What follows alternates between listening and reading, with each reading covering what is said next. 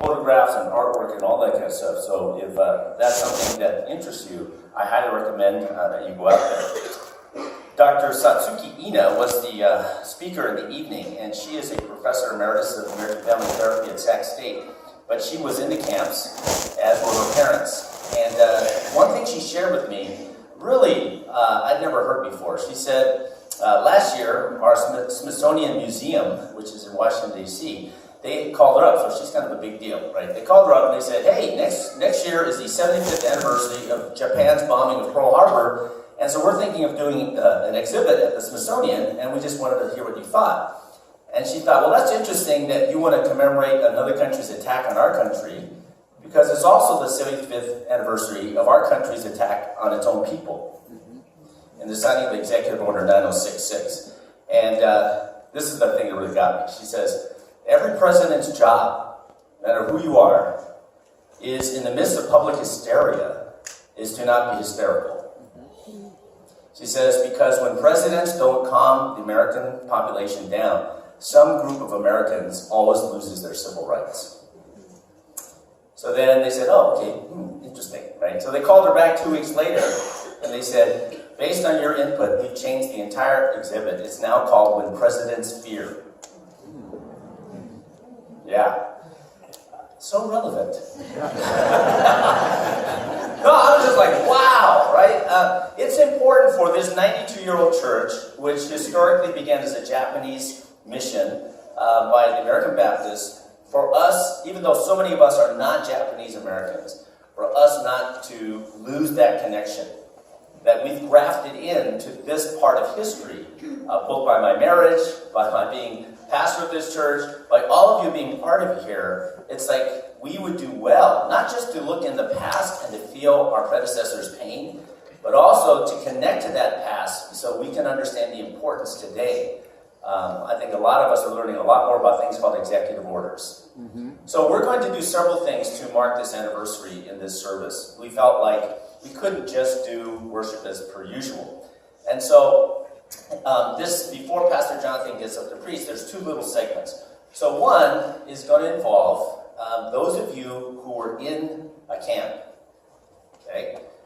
Or you have a direct relative that was in one of the concentration camps. There was 10 of them. That you're going to hear the striking of a bell, and I'm going to ask you to stand. You don't have to say anything. You don't have to come up here. I'm just going to ask you to stand. And you're going to stand for about 3.5 minutes while some pictures are playing on the screen. Okay? And so don't sit down until you hear the bell again. Okay? And when the bell strikes again, I'll bring us out with some prayer. We'll have the collection of the offering, and while the offering is being collected, we'll watch a short video that the Densho organization has made up in Seattle to help us appreciate what it was like. And this is the thing that's been striking to me, is like, we're just sitting here assuming that's never going to happen again. That's never going to happen to us, and it seems like that's foolish to think that, okay? All right, so if we're ready, okay, let's all stand. Who were, not all, but who were in the camps or had a relative in the camp, let's please stand. And for those of you who are not standing, turn your heads around and look to see who in this faith village is actually part of that experience.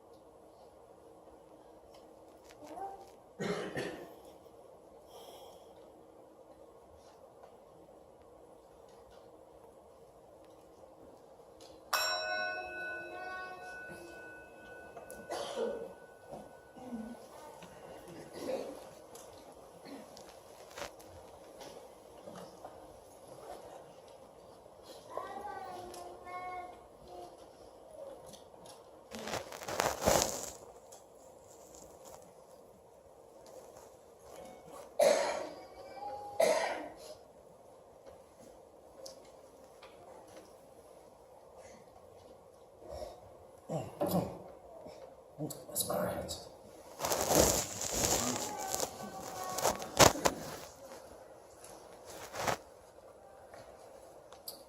Lord God, the sinful nature of our human condition is always just below the surface.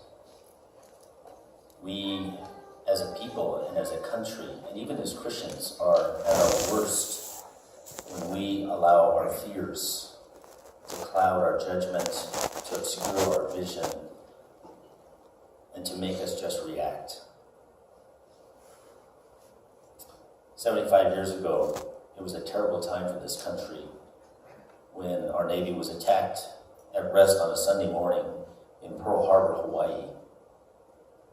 But there were already forces simmering in this country, especially on the West Coast, where white Americans particularly resented the success and the hard work of the Japanese and the Japanese Americans.